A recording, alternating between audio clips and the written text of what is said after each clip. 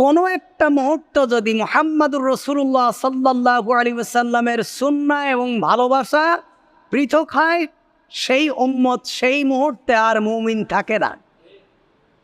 কিন্তু আমাদের সারা বছর মুহাম্মাদুর রাসূলুল্লাহ সাল্লাল্লাহু আলাইহি ওয়াসাল্লামের কোনো নামগন্ধও নেই, তার কোনো সুন্নাতের বালাই নেই।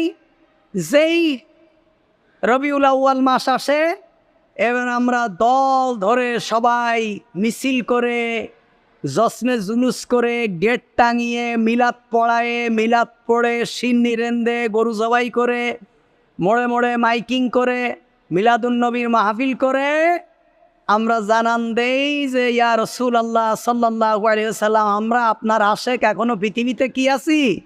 বেঁচে আছি। এই বেদাতিদের, এই সিজনারি মুসলমানদের কিছু বিভ্রান্ত